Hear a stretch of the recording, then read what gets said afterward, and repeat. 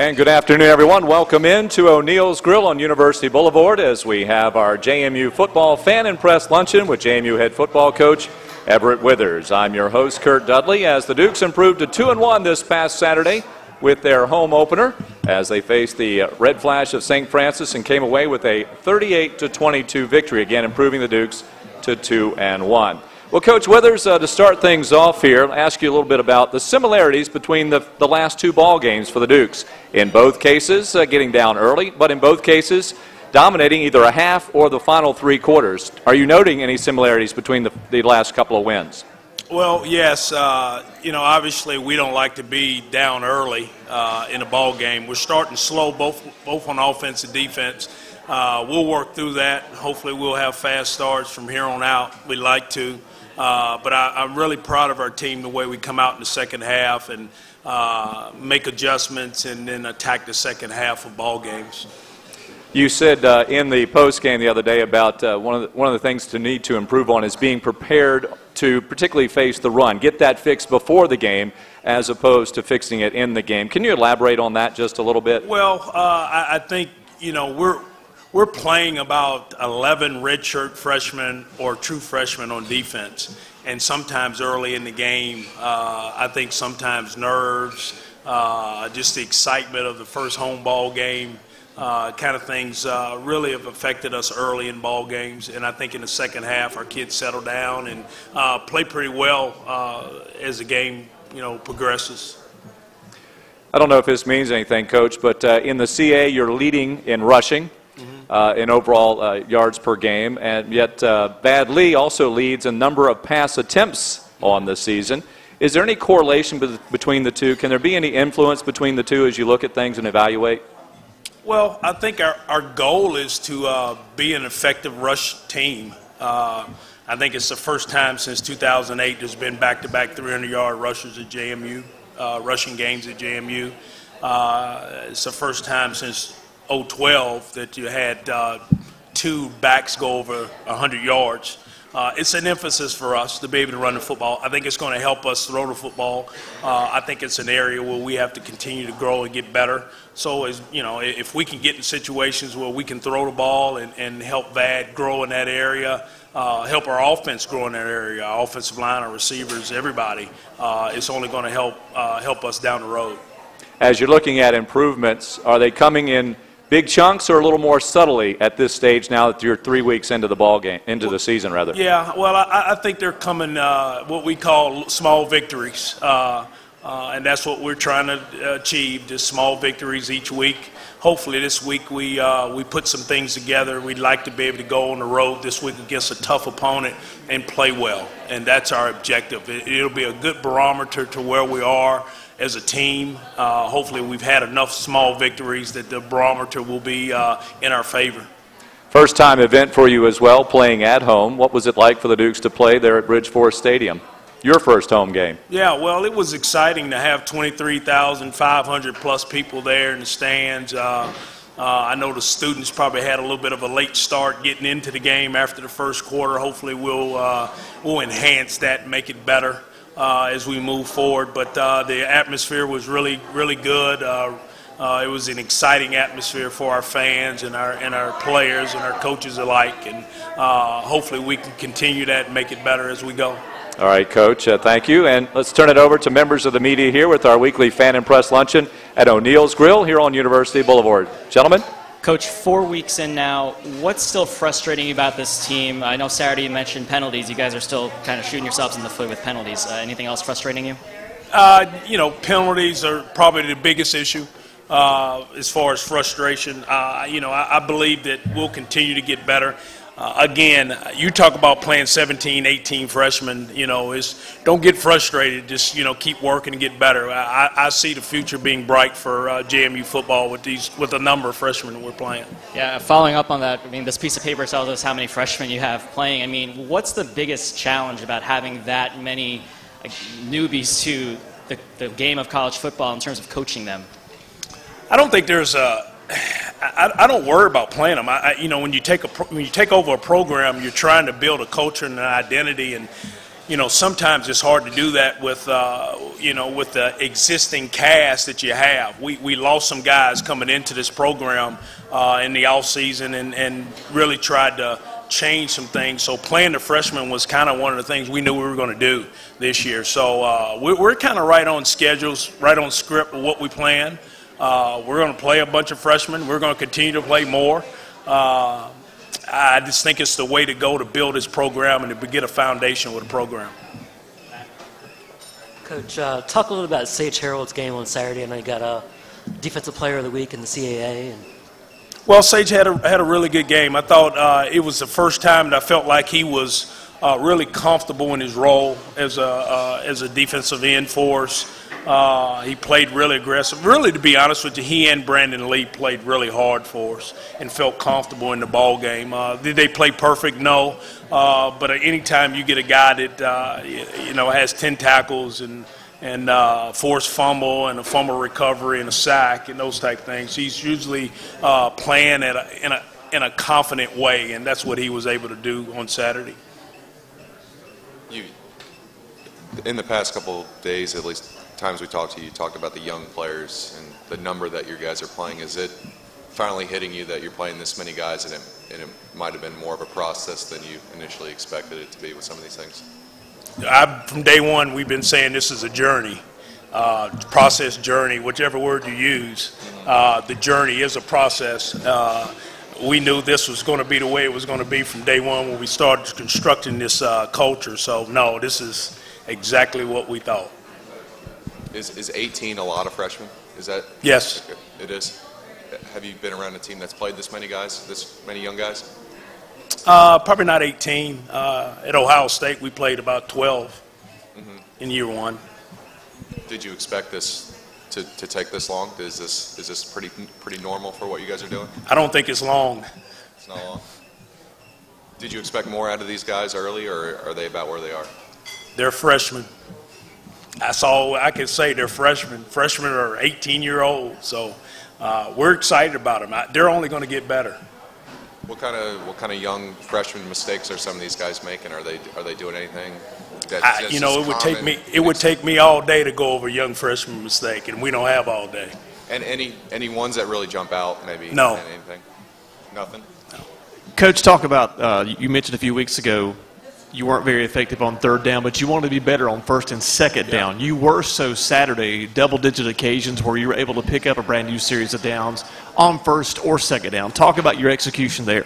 Yeah, we want to get ahead of a chains on first and second down, and it's something we've really tried to focus both on offense and defense. Is try to put people put ourselves in third and manageable, or get the first down on second down on offense, and on defense put people in second and third and 7+ if we can. We did that occasionally in the ball game, so hopefully we'll continue to get better at that.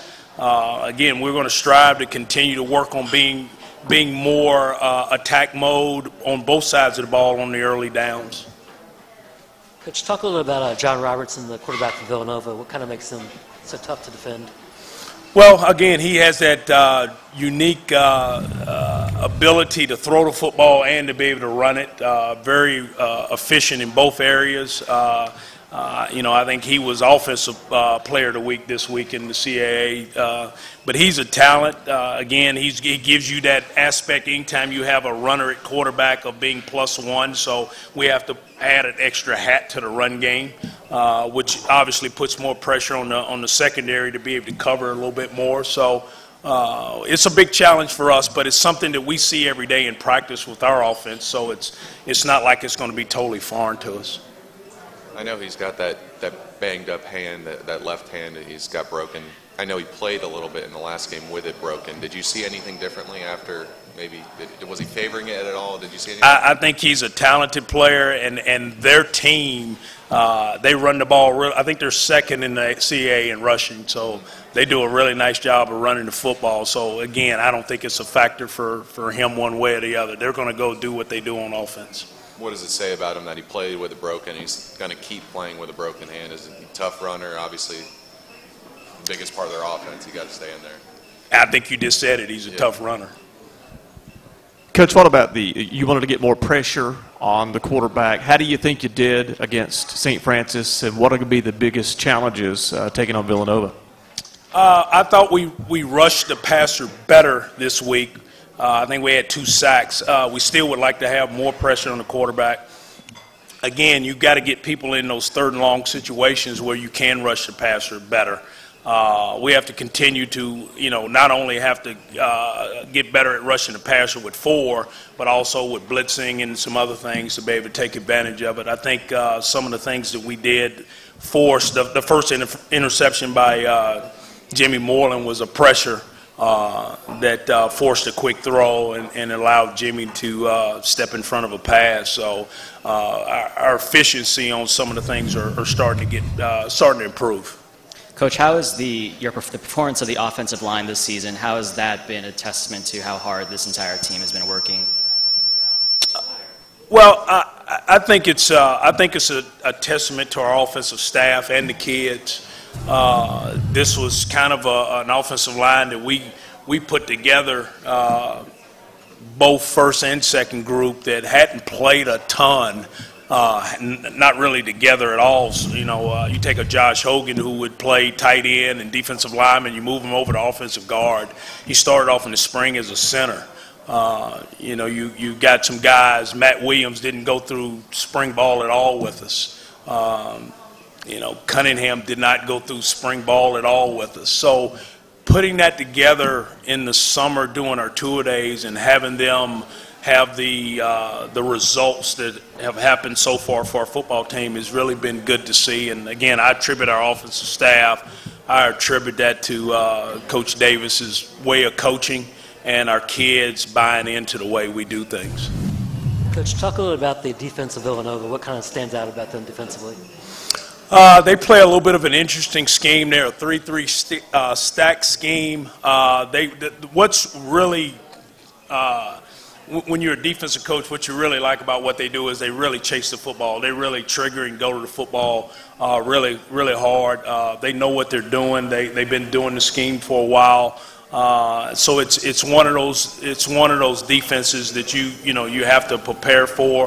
We're going to have to do a really great job in preparation for our offensive line because it's a little bit different scheme than we normally see. You got blocked into the field goal this week. Talk about what makes that unit so special, what they're doing right. Well, I think we do a good job of getting push inside. I tell people when you block field goals, it's not the guy rushing off the edge. It's the push inside that you get. What that usually does, it forces people to protect more inside, and you're able to get it off the edge. I think we got it up inside this past week. I just think it's an emphasis of practice and how we do things, and it's kind of one of those deals that you never want to take that play off because you want it to be a positive one for you. Coach, are you getting what you want out of special teams overall? You've had a couple of pretty good plays, obviously, with the blocked field goals the last couple of weeks, but haven't really had that many opportunities to return kicks. Yeah. Talk about the punt returns, if you would. How is that shaping up for you? Well, like you said, we haven't had many opportunities to return kicks. We haven't been able to get Sean Tapley going in the kick return, in the kickoff return game. We haven't really had that much going on in the punt return game. But overall, I think we're getting better at special teams. I think our schemes the kids are starting to come together with what we want to do on kickoff and kickoff return. So where we are is probably about where we should be in the special teams right now. How much of a focus is you're fixing your run defense right now? Can't be happy with where you're at right now, but how much of a focus is that compared to other things that you're trying to improve right now? It's as much of a focus as it is on how to rush the football this week. It's not any more of a focus. We just have to continue to get better with fundamentals with young players and strive to improve on something each week. Are you surprised how poor you've been stopping the run, at least maybe early? Is that a surprise to you? It's always a surprise to me when you're poor stopping the run, whether it's this week or the next week or last year. Yeah, we'll get better at stopping the run. Like I said, I think you take young players and you get them better We've got, I think, when we get Gage Steele back comfortable at playing linebacker, some other things I think will help our run defense, and I'm looking forward to our guys improving in that area. Yeah, how much better does it need to be for you guys to be satisfied? I mean, I know you. Yeah, I can't put a number on that. I'm never satisfied with 0 yards. Your coaching staff keeps talking about the first 4 weeks. What has to happen now that you're into the final week of that first 4 weeks? What has to happen this week, besides winning, of course, for you to be satisfied with how this team is doing in that phase? Well, I think go and play well on the road. Play well in all 3 phases on the road. That's kind of our objective, is to go on the road against a tough opponent and play well on the road. Obviously, you want to go win the game, and that's our ultimate goal, is to go win the game. But to play well on the road, to have a good week of practice, a really focused week of practice, talk about attention to detail during the week, get those things done, travel on Friday, our Friday routine, and get up and play a game, an early game on Saturday, and play well. That's kind of the objective. We'll have a lot more of a barometer of where this team is, hopefully on Sunday after the game. Back in July, I think you said the run, your defensive line would be a strength of your team. Has that played out like that? Have they been good? I think we have some members that are a strength of our football team, yes. In terms of stopping the run, how have those guys done, at least as a defensive line unit? How do you evaluate what they've done? I think the guys, Brandon Lee, Xavier Gates, Sage Harrell, I think those guys have done a really nice job of doing what their job responsibility, what their job description is, stopping the run, yes. Yeah, that's obviously not all the guys you've been playing. So right. Are some guys still learning in terms of stopping the run? Are they coming along? And is it? They're freshmen, so yes, they are. And freshmen stopping the run, and is it more of a physical game? Are they still learning how to adapt to college, or why is that taking some time for those guys? They're learning how, just like everybody else at every other position, learning how to play their job description. What more do you need out of those young defensive linemen? What do you need out of those guys? Do their job description better. What is that? What do they have to do? It would take me a long time to go through their job description. Can you go into it a little bit? No. Okay. Linebackers, in terms of stopping the run. I know you missed Gage. How have the other guys done in that regard? Young guys continue to get better. We'll be glad to get Gage back in the game. I think Gage will do a good job of helping us solidify that linebacker core. Yeah, they're obviously, there's now 4 of them at linebacker. Excuse me, I can't hear you. 4. You're now playing a 3-4, obviously. Right. 4 linebackers as opposed to 3 of what they're used to. Has that been more of a process than you expected? No. Why so poor on that level, maybe? I continue to learn the scheme. At what point do you expect freshmen to stop being freshmen and maybe fixing that stuff? Say that again, I can't hear you. At what point do freshmen stop being freshmen and this run game stuff, and they can't stop, they can't keep making that mistake? I don't know how to answer that question. When freshmen stop being freshmen, I really don't know how to answer that question. Freshmen are freshmen, I think, the entire year. I think so. I know people say after a few games they're no longer, and they should stop doing that kind of stuff. Do you expect those guys to do anything more after they played? I think they'll continue to get better. I think our freshmen will continue to get better. Coach, you're going on the road this week. A big game. All games are big games, but this is a really important game. Do you think having played 2 road games under your belt prior to making this trip is going to help this team as far as what they're about to face? I really believe so. To be honest with you, the schedule is what it is. Going on the road and playing early games, we had the opportunity to do that at Lehigh. I think it will help us this week that we've already done that. Going on the road, nearly the same type of trip for us this week, and playing the same time frame. So hopefully that experience at Lehigh will give us a little bit of confidence going into this week versus Villanova. CAA game, just talk about that. Do you have a different mindset at all, or is there more excitement? Yeah, it is. It's first conference game. Again, we talked about the first 4 games of the year and building up to the first conference game on the road. yeah, this will be a little bit different mindset for us. I hope our players, understand that these now they really count in the conference standings. So yeah, I would hope our kids take this one. Had success here last year against Villanova. Want to be able to go do that on the road. Some of the run game issues have been early in the game with some nerves and some young guys. Why do you think that has carried over to a few games and they're not just used to playing college football now? Don't know that. I don't know that answer.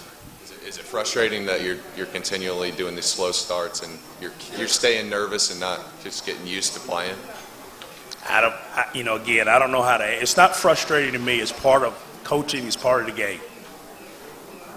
What do you say to those guys? Is it?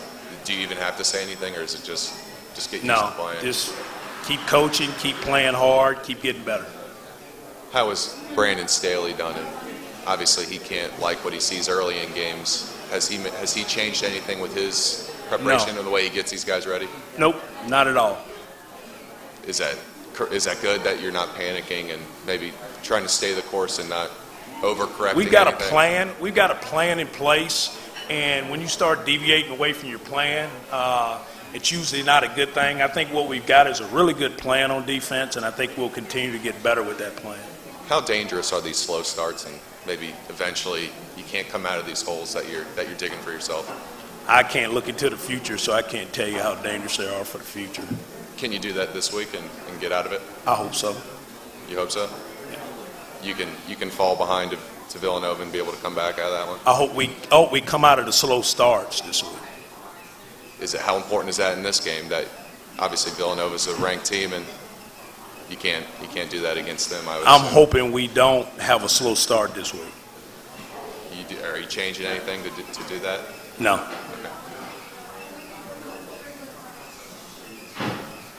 Okay. Do you expect to have a faster start this week?